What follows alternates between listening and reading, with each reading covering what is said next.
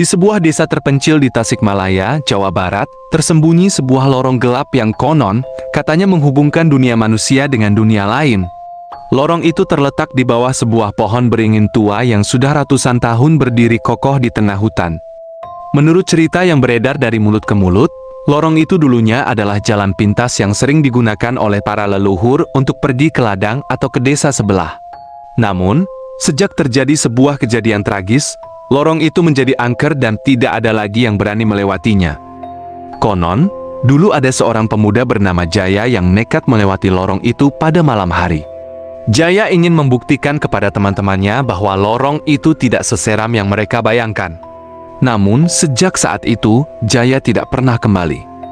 Beberapa hari kemudian, warga desa menemukan tubuh Jaya di dekat pintu masuk lorong. Tubuhnya penuh dengan luka cakaran dan wajahnya terlihat sangat ketakutan. Sejak saat itu, lorong itu semakin ditakuti dan tidak ada lagi yang berani mendekatinya. Namun, ada seorang pemuda bernama Andi yang tidak percaya dengan cerita-cerita mistis tersebut.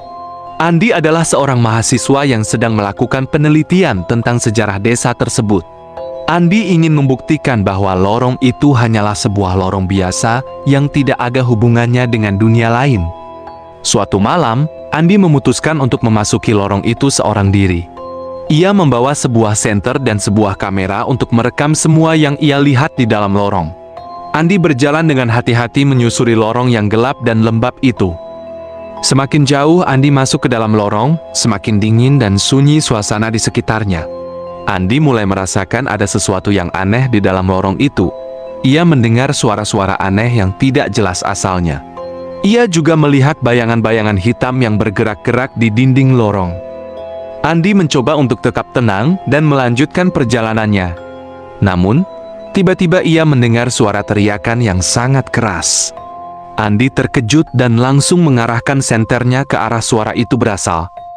Andi melihat seorang wanita berambut panjang dan berpakaian putih berdiri di depannya. Wanita itu memiliki wajah yang pucat dan mata yang merah menyala. Wanita itu menatap Andi dengan tatapan yang sangat menakutkan. Andi sangat ketakutan dan mencoba untuk melarikan diri. Namun wanita itu dengan cepat menghalangi jalannya. Wanita itu memulurkan tangannya ke arah Andi dan mencoba untuk meraihnya. Andi berteriak sekuat tenaga dan mencoba untuk melawan wanita itu. Namun, wanita itu terlalu kuat untuk dilawan. Wanita itu berhasil meraih tangan Andi dan menariknya ke dalam kegelapan. Sejak saat itu, Andi tidak pernah kembali. Warga desa percaya bahwa Andi telah dibawa ke dunia lain oleh wanita berambut panjang itu. Lorong gelap itu pun semakin angker, dan tidak ada lagi yang berani mendekatinya.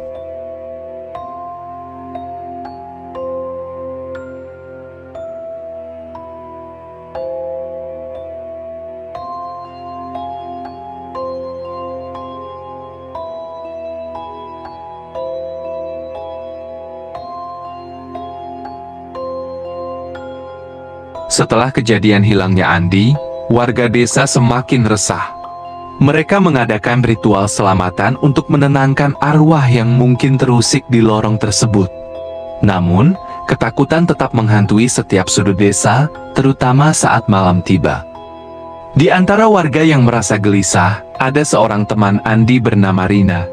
Rina tidak percaya begitu saja dengan cerita mistis yang beredar. Ia yakin ada penjelasan logis di balik hilangnya Andi. Rina adalah seorang jurnalis muda yang gigih dan selalu mencari kebenaran. Dengan berbekal rasa penasaran dan keinginan untuk menemukan Andi, Rina memutuskan untuk menyelidiki lorong gelap itu. Ia mempersiapkan diri dengan membawa peralatan yang lebih lengkap dari Andi, termasuk kompas, peta desa, alat perekam suara, dan kamera dengan penglihatan malam. Suatu malam, Rina memberanikan diri memasuki lorong itu. Ia berjalan perlahan, mencoba merekam setiap detail yang ia lihat dan dengar. Lorong itu terasa lebih dingin dan mencekam dari yang ia bayangkan. Bau tanah basah dan sesuatu yang amis menusuk hidungnya. Rina terus berjalan hingga ia menemukan sebuah ruangan kecil di dalam lorong. Di ruangan itu, ia melihat beberapa barang yang familiar. Jaket yang sering dipakai Andi, buku catatan penelitiannya, dan sebuah senter yang sudah pecah. Hati Rina berdebar kencang. Ia merasa semakin dekat dengan jawaban atas misteri ini. Saat Rina memeriksa buku catatan Andi, ia menemukan beberapa catatan aneh. Andi menulis tentang penemuan simbol-simbol kuno di dinding lorong yang mirip dengan simbol-simbol yang ditemukan di situs purbakala dekat desa. Andi juga menulis tentang suara-suara aneh yang ia dengar, yang ia yakini sebagai bahasa kuno yang belum teridentifikasi. Tiba-tiba, Rina mendengar suara gemerisik di belakangnya. Ia menoleh dan melihat sesosok bayangan hitam berdiri di ambang pintu ruangan. Jantung Rina berdegup kencang. Ia mencoba menyalakan senternya, tetapi tidak berhasil. Dalam kegelapan, Rina mendengar suara bisikan yang sangat dekat di telinganya. Suara itu mengucapkan kata-kata dalam bahasa yang tidak ia mengerti. Rina merasa tubuhnya lemas dan tidak bisa bergerak. Kemudian, bayangan itu mendekat dan menyentuh pundak Rina. Rina menjerit dan berusaha melepaskan diri. Ia meraba-raba di sekitarnya dan menemukan sebuah batu. Tanpa berpikir panjang, ia melemparkan batu itu ke arah bayangan tersebut. Bayangan itu menghilang, dan Rina merasa tubuhnya kembali bisa bergerak. Ia segera berlari keluar dari ruangan itu, dan berusaha mencari jalan keluar dari lorong. Rina terus berlari hingga ia menemukan pintu keluar lorong. Ia tersungkur di tanah, mencoba mengatur napasnya. Ia merasa sangat ketakutan, tetapi juga penasaran dengan apa yang sebenarnya terjadi di dalam lorong itu. Dengan berbekal informasi yang ia temukan di dalam lorong, Rina bertekad untuk mengungkap misteri lorong gelap dan menemukan Andi. Ia tahu, ini bukan hanya sekadar cerita mistis, tetapi ada sesuatu yang lebih besar dan lebih berbahaya yang tersembunyi di balik lorong itu. Setelah keluar dari lorong, Rina tidak langsung kembali ke desa. Ia pergi ke rumah seorang sesepuh desa bernama Abah Salim. Abah Salim dikenal sebagai orang yang bijaksana dan memiliki pengetahuan mendalam tentang sejarah dan budaya desa. Rina menceritakan semua yang ia alami di lorong kepada Abah Salim. Ia menunjukkan catatan Andi dan foto-foto simbol kuno yang ia temukan di dinding lorong. Abah Salim mendengarkan dengan seksama, wajahnya terlihat semakin serius. Setelah Rina selesai bercerita, Abah Salim menghela napas panjang. Ia berkata bahwa simbol-simbol itu adalah bagian dari bahasa kuno yang digunakan oleh leluhur mereka ribuan tahun lalu. Bahasa itu disebut bahasa bumi, bahasa yang konon katanya memiliki kekuatan magis. Abah Salim menjelaskan bahwa lorong itu dulunya adalah bagian dari sebuah kompleks kuil kuno yang digunakan untuk berkomunikasi dengan dunia lain. Para leluhur menggunakan lorong itu untuk melakukan ritual dan mencari petunjuk dari para dewa. Namun, suatu ketika, terjadi sebuah kesalahan dalam ritual tersebut. Sebuah kekuatan jahat terlepas dan menguasai lorong itu. Sejak saat itu, lorong itu menjadi angker dan berbahaya. Abah Salim juga mengatakan bahwa wanita berambut panjang yang dilihat Andi adalah penjaga lorong, makhluk astral yang bertugas melindungi lorong dari orang-orang yang tidak berkepentingan. Wanita itu akan menyerang siapa saja yang mencoba mengganggu ketenangannya. Rina bertanya kepada Abah Salim, bagaimana cara menghentikan kekuatan jahat itu dan menyelamatkan Andi. Abah Salim menjawab bahwa satu-satunya cara adalah dengan melakukan ritual pemurnian di dalam lorong. Ritual itu harus dilakukan oleh orang yang memiliki hati yang bersih dan niat yang tulus. Rina merasa terpanggil untuk melakukan ritual tersebut. Ia tahu ini adalah tugas yang sangat berat dan berbahaya. Namun, ia tidak ingin membiarkan Andi dan desa terus dihantui oleh kekuatan jahat itu.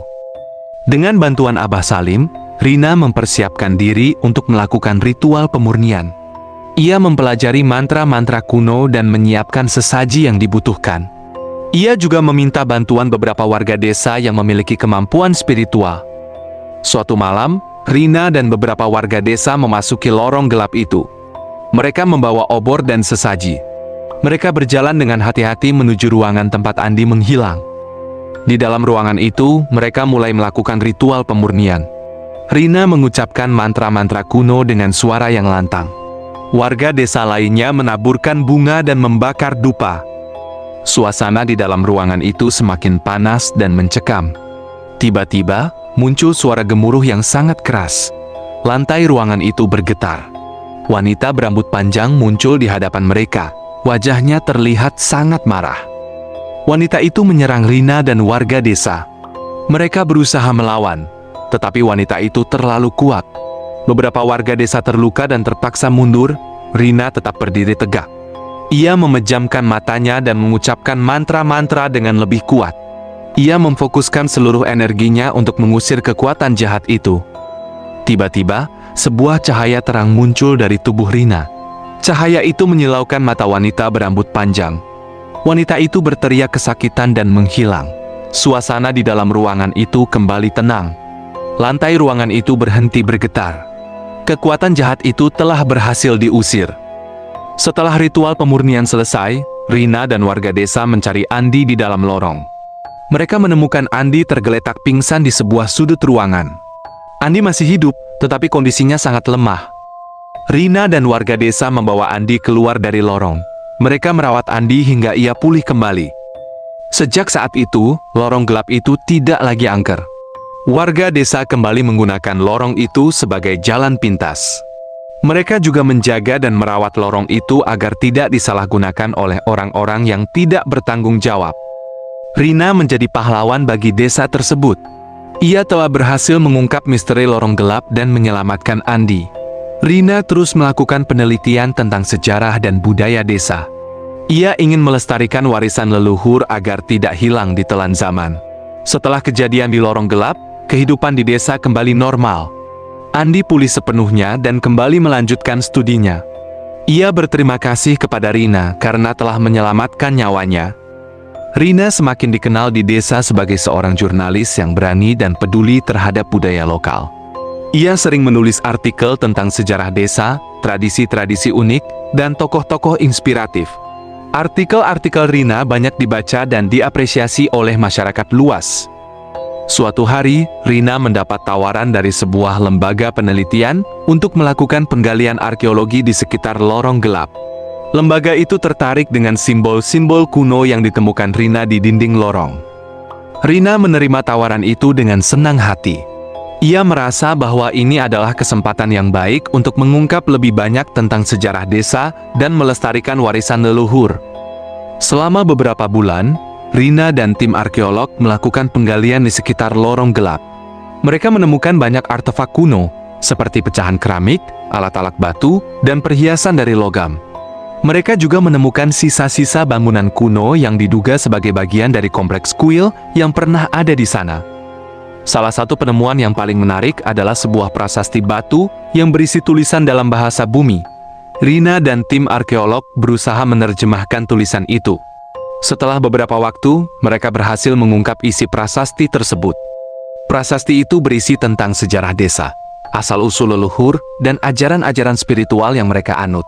Prasasti itu juga berisi tentang pesan-pesan bijak tentang bagaimana menjaga keseimbangan alam dan harmoni sosial. Rina merasa sangat terharu setelah membaca isi prasasti itu. Ia merasa bahwa ia telah menemukan kunci untuk memahami jati diri desa dan melestarikan warisan leluhur.